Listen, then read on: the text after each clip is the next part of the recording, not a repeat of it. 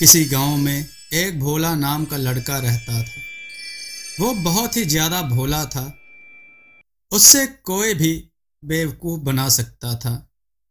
इस वजह से वो पूरे गांव में अपनी बेवकूफ़ी के लिए मशहूर था। वो कोई भी काम सही से नहीं करता था। उसकी बीवी उसकी बेवकूफ़ी से बहुत परेशान थी। उसकी बीवी तो बीवी, साथ में गांव वाले भी बहुत परेशान थे। वो कोई काम धंधा भी नहीं करता था। भोला की बीवी बोली, अजी सुनो, मैंने तुमसे कितनी बार बोला है कि कोई काम धंधा कर लो, लेकिन तुम हो कि सही से कोई काम करते ही नहीं। भोला बोला, तुम्हें तो पता है सरला, मैं काम करने जाता हूं, लेकिन हर कोई मुझे काम से निकाल देता है। सरला बोली, हाँ हाँ, आपकी तो कोई गलती है ही नहीं। वो सब तो लोग ही बेवकूफ हैं जो आपको काम पर से निकाल देते हैं, है ना? कोई आपको काम पर क्यों रखेगा? जहां जाते हो वहां पर सारे उल्टे काम जो करते हो, तो कोई भला आपको क्यों नौकरी देगा अपने यहाँ? भोला बोला, ठीक है सरला, तुम चिंता मत करो, मैं आज ही कोई ना कोई काम धंधा ढूंढ लूंगा। ये कहकर भोला काम ढूंढने के लिए घर से बाहर निकल जाता है। वो काम की तलाश में गांव में घूम रहा होता है। तभी वो देखता है कि कुछ लोग कुश्ती लड़ रहे हैं। भोला का भी मन हुआ कि मैं भी कुश्ती करूं। तभी वो जहां कुश्ती हो रही थी वहां पर गया और कुश्ती करते हुए आदमी से पूछने लगा, भाई साहब, ये कुश्ती की प्रतियोगिता में कैसे हिस्सा लिया जाता है? पहलवान बोला, ये कुश्ती किसने करनी है? तन्ने करनी है के? तन्ने कुश्ती के बारे में कुछ बेरस भी से? तो मरगिल्ला सा है, तू करेगा के कुश्ती? सुनील जोर जोर से हंसता है और वहां पर खड़े 4-5 लड़के भी जोर जोर से हंसते हैं। भोला बोला, सुनील भाई, मैं कुश्ती करना चाहता हूं। आप मुझे बता दो कि इस कुश्ती प्रतियोगिता में हिस्सा लेने के लिए क्या करना होगा? सुनील ने कहा, अरे ठीक से, अब तू इतना पूछ ही रहा है तो मैं तन्ने बता ही देता हूं कि तन्ने क्या करना से। अब सुन, तू अगर इस प्रतियोगिता में हिस्सा लेता है और तू जीत जाता है तो तन्ने सरकार की तरफ से बहुत अच्छा इनाम और सर्टिफिकेट मिलेगा। फिर तू सर्टिफिकेट लेकर कहीं भी कुश्ती लड़ सके। भोला को यह सब सुनकर बहुत अच्छा लगा और वह सोचने लगा कि मैं भी इस प्रतियोगिता में हिस्सा ले लेता हूं, जिससे सरला भी मेरी सबसे तारीफ करेगी और पूरे गांव में लोग मेरी वाह वाह करेंगे। भोला बोला, ठीक है सुनील भाई, मैं भी इस प्रतियोगिता में हिस्सा लूंगा और इनाम जीतूंगा।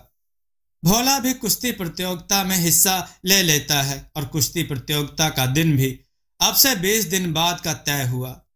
जो प्रतियोगिता भोला और एक लंबे चौड़े पहलवान के बीच होनी थी। भोला जोश जोश में तो प्रतियोगिता में हिस्सा ले लेता है, लेकिन उसे कुश्ती के बारे में कुछ भी नहीं पता होता है। भोला बोला, अरे सरला, सुनती हो? देखो, आज मैंने कितना अच्छा काम किया है। 20 दिन बाद तुम भी मेरी तारीफ करोगी। सरला बोली, अच्छा जी, ऐसा क्या काम किया है? मुझे भी तो बताओ, मैं भी तो जरा सुनूं। भोला बोला, अरे सरला, ये देख, मैंने कुश्ती प्रतियोगिता में हिस्सा ले लिया है। सरला बोली, हाँ, क्या क्या? दोबारा बोलना जरा, किस प्रतियोगिता में हिस्सा लिया है तुमने? भोला बोला, अरे सरला, मैंने कुश्ती प्रतियोगिता में हिस्सा लिया है। ले तू भी देख, मैंने तो फॉर्म भी भर दिया है। सरला बोली, तुम्हारा तो सच में दिमाग खराब है। जो कुश्ती में हिस्सा ले लिया, तुमको पता भी है कि कुश्ती में क्या होता है? भोला बोला, अरे सरला, मैं सुनील भाई से यही पूछना भूल गया। वैसे तुझे पता है कि कुश्ती प्रतियोगिता में क्या होता है? सरला बोली, हे भगवान, किस बेवकूफ से मेरी शादी करवा दी। तुझे पता है जो वो पहलवान है ना, वो तुझे उठा उठा कर पटक देगा। भोला बोला, क्या क्या कह रही हो सरला, अब मैं क्या करूं? भोला बहुत ज्यादा घबरा जाता है और रात दिन बस इसी चिंता में रहता है। उसको ऐसे परेशान देखकर सरला सोचती है कि इनको उस पहलवान से बचाने के लिए कुछ तो करना पड़ेगा। ऐसे ही कुश्ती प्रतियोगिता का दिन भी आ जाता है। भोला बहुत डरा हुआ होता है। फिर सरला उसको वह जी से एक तेल लाकर देती है, जिससे वह पहलवान भोला को पकड़ नहीं पाए। कुश्ती के दिन भोला और वह पहलवान दोनों अखाड़े में आ जाते हैं, जिसमें एक तरफ पहलवान था तो दूसरी तरफ भोला। सभी लोग अखाड़े के आसपास खड़े हो जाते हैं और सभी भोला की बेवकूफी पर हंस रहे होते हैं। भोला बोला, हे भगवान, मैंने किस मुसीबत को गले लगा लिया। ये तो अगर मेरे हाथ भी लगाएगा तो मैं तो वहीं ढेर हो जाऊंगा। सरला बोली, सुनो जी, जो मैंने तुमको वो तेल दिया था वो तुम लाए हो? भोला बोला, हाँ लाया हूं, मगर इस पहलवान को देखकर लग नहीं रहा कि ये तेल इसकी मोटी चमड़ी पर कुछ असर करेगा। सरला बोली, आप बस हिम्मत मत हारो, बस ये तेल अपने शरीर पर अच्छे से लगा लो। फिर भोला वो तेल चुपके से अपने शरीर पर लगा लेता है। फिर भोला और वो पहलवान कुश्ती के लिए आगे आते हैं। जैसे ही पहलवान भोला की ओर भागा तो भोला ने उसके पैरों के नीचे से पकड़कर उसे गिरा दिया। ये देखकर गांव के सभी लोग पहलवान पर हंसने लगते हैं। यह देखकर पहलवान को बहुत गुस्सा आता है। फिर वह भोला के पीछे भागा, लेकिन भोला के शरीर पर वो तेल लगे होने की वजह से पहलवान भोला को पकड़ नहीं पाता है। फिर भोला ने अखाड़े में से कुछ मिट्टी उठाकर पहलवान की आंखों में डाल दी और पहलवान घबरा गया।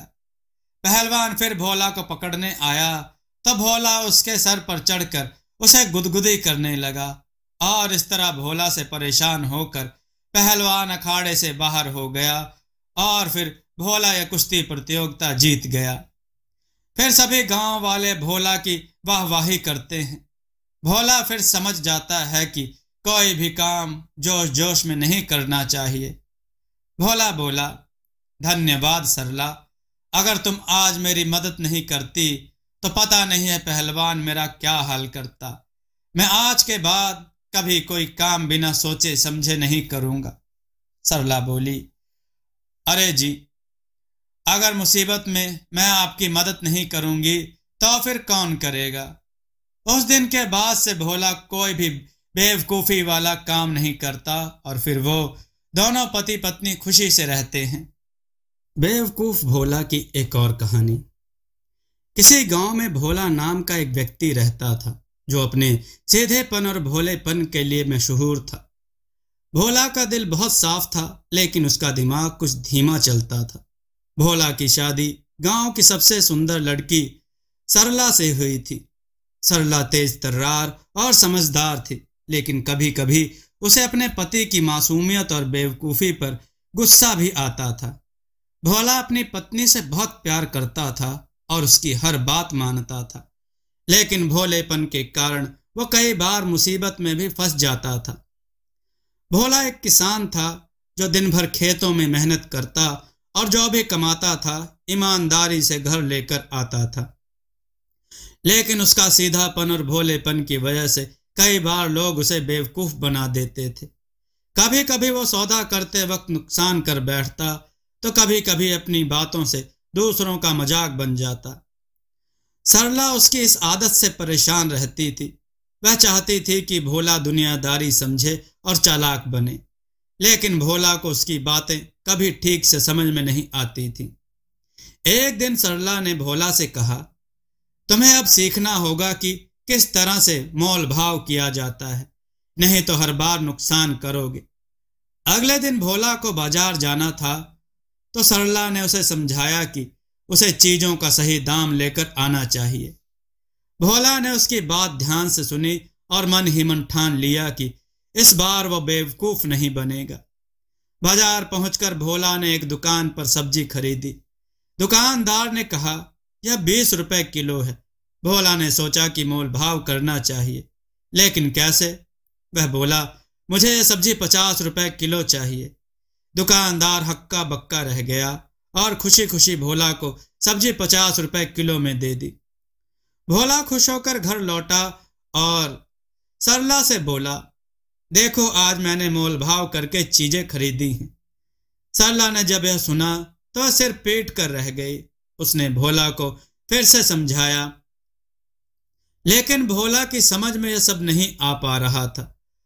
उसने यह तय कर लिया कि उसे मोल भाव करना नहीं आता और उसे सीधा साधा ही रहना चाहिए।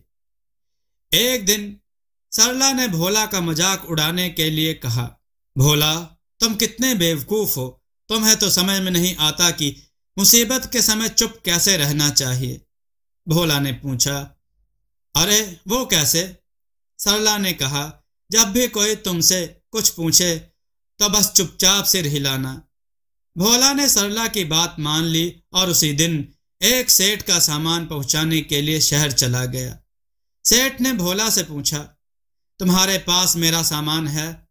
भोला ने सिर हिला दिया। सेठ ने फिर पूछा, सामान सुरक्षित है ना? भोला ने फिर सिर हिलाया। सेठ को भोला की हरकत अजीब लगी, पर उसने उसे नजरअंदाज कर दिया। जब उसने सामान का वजन पूछा तो भोला ने फिर सिर हिला दिया। सेठ को गुस्सा आ गया और उसने भोला को डांट कर बाहर निकाल दिया। भोला समझ गया कि चुप रहने का भी एक तरीका होता है और हर जगह चुप रहने से काम नहीं चलता। जब वह घर पहुंचा तो उसने सरला से कहा, अब मुझे समझ में आ गया है कि चुप रहने का भी एक समय होता है। अब भोला धीरे धीरे सरला की बातें समझने लगा। एक दिन सरला ने कहा, भोला तुम जितना सीधे हो उतना ही चालाक भी बनना सीखो। यह सुनकर भोला ने सोचा कि अब वो दूसरों की बातों पर आसानी से यकीन नहीं करेगा। कुछ समय बाद गांव में एक मेला लगा और भोला वहां गया। वहां पर एक ठगने वाला आदमी था जो भोले भाले लोगों को अपनी चालों में फंसाता था। उसने भोला को देखा और उसकी सीधी सूरत देखकर सोचा कि इसे आसानी से मूर्ख बनाया जा सकता है। उसने भोला से कहा, देखो मेरे पास एक जादू की अंगूठी है, इसे पहनने से तुम हर जगह जीत जाओगे और कोई तुम्हें कभी बेवकूफ नहीं बना पाएगा। भोला पहले तो झिझका, लेकिन उसे सरला की बातें याद आ गईं। उसने चालाकी से कहा, भाई अगर यह अंगूठी इतनी जादुई है तो क्यों ना इसे मुझे मुफ्त में देकर मेरी परीक्षा लो। अगर मैं कामयाब रहा तो बाद में मैं तुम्हें दुगने पैसे दूंगा। ठग का चेहरा उतर गया और उसने भोला को जाने दिया। इस बार भोला बिना किसी नुकसान के मेले से वापस लौटा और सरला को खुश होकर सारी कहानी सुनाई। अब भोला धीरे धीरे दुनियादारी समझने लगा था। सरला को भी इस बात की खुशी थी कि उसका भोला अब बेवकूफ नहीं रहा। उसने भोला को समझाया कि इस दुनिया में सभी लोग ईमानदार नहीं होते और हमें हर बात पर जल्दी विश्वास नहीं करना चाहिए। भोला ने अपनी मासूमियत और ईमानदारी तो नहीं छोड़ी, लेकिन उसने समझ लिया कि सही समय पर चालाकी और होशियारी दिखाना भी जरूरी है। अब वो ना तो जल्दी किसी पर विश्वास करता था और ना ही किसी का मजाक बनता था। धीरे धीरे उसने व्यापार में भी तरक्की की और गांव के लोग भी उसकी तारीफ करने लगे। इस तरह भोला ने अपनी मासूमियत को बरकरार रखते हुए समझदारी और होशियारी को साथ मिलाया और एक सफल जीवन जीने लगा। दोस्तों, आपको यह कथा कैसी लगी? अपने विचार और सुझाव कमेंट में जरूर दें। हमारी कथाओं को लाइक करें, हमारे चैनल को सब्सक्राइब करना न भूलें। हमारी कथाओं को शेयर जरूर करें जिससे लोगों को अच्छा ज्ञान प्राप्त हो। जय श्री राम भक्तों।